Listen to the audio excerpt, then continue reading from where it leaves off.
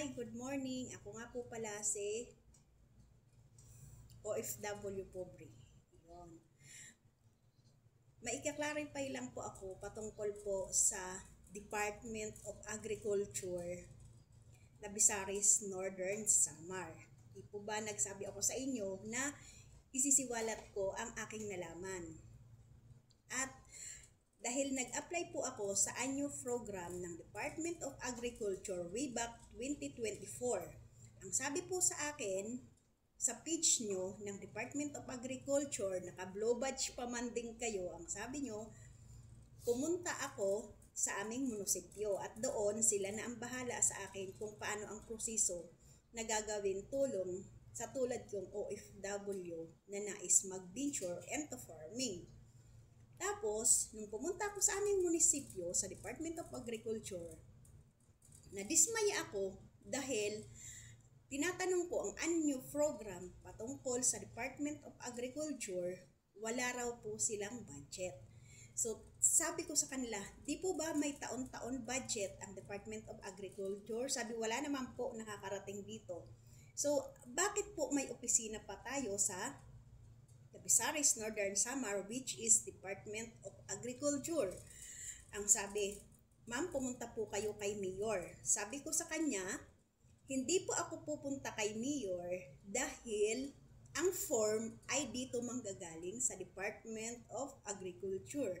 Yun ang sabi sa akin ng Department of Agriculture sa online website ng Department of Agriculture. Kaya in-insist ko, nasa Department of Agriculture ako pupunta. Bakit ako kung saan-saan itinuturo, di ba? Siyempre, ako bilang isang OFW, alam ko kung saan ako pupunta. Hindi naman siguro ako pupunta doon nang hindi ko alam ang aking plano. So, tinanong ko, ano po ang plano ninyo sa tulad naming mga farmer? Sabi ay wala po kaming budget, ma'am.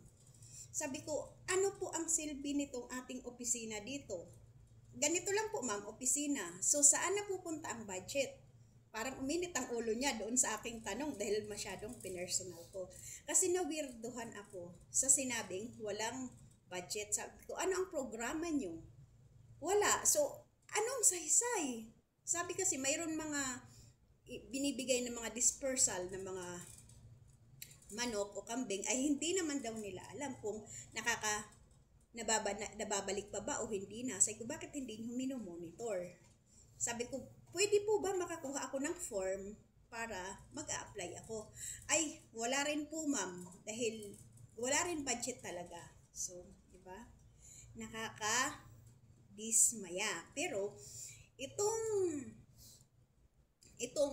September, 3 days ago lang, itong September 2025, sa Congress, tinatalakay ang budget.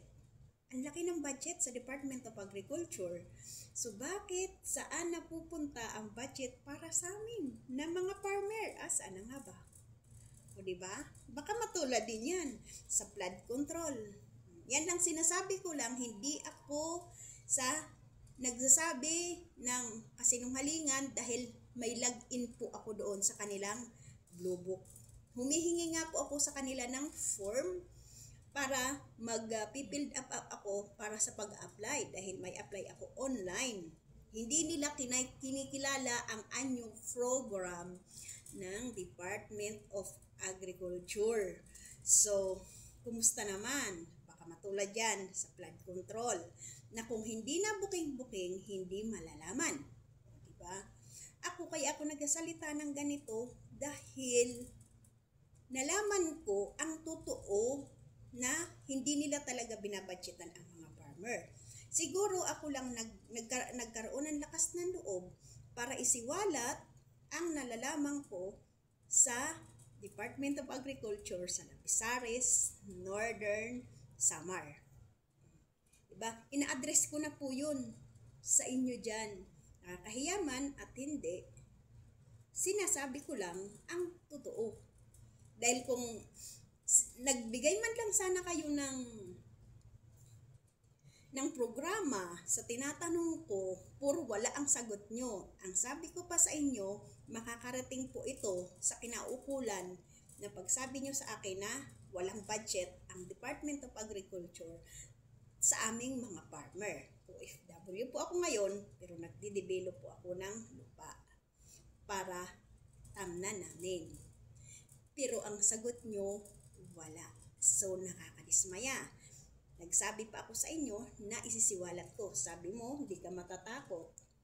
So, in-address ko sa inyo dyan sa Labisaris, Northern Samar. Sana magising kayo na tulungan nyo ang mga farmer na tulad namin dahil ang karamihan sa amin nahihiya lang magsabi dahil syempre kami taga-bundok. Yung iba hindi nakakarating ng syudad, mahiyain. Pero dahil ako ay nasa syudad na taga-bundok, isinisiwalat ko ang nalaman ko at hindi ako magsasarado ng bibig dahil yun ang sinabi nyo sa akin. Nagpakilala na nga ako na OFW ako na may apply ako sa ANYO program. Hindi nyo kinikilala ang ANYO program. So, ibig sabihin, hindi kayo nagsiseminar. So, di ba, mayroon kayong mga civil service para alam nyo kung paano nyo i-handle ang inyong mga mamamayan. So, bakit hindi nyo alam ang inyong programa na ilalatag sa mga farmer? Dahil nag-opisina kayo sa inyong opisina sa Department of Agriculture, dapat alam nyo ang inyong SOP. Yung nakakalungkot lang. Isinisiwalat ko lang ito dahil baka matulad din kayo sa flood control na una, patakip-takip pa, bandang huli, nalaman, kaban-kaban pa lang pera ang nasasayang. Ayun lang, sinabi ko lang para matulungan nyo kami mga farmer. Sana may nakapulutan na aral at may mabuking na rin. Bye-bye!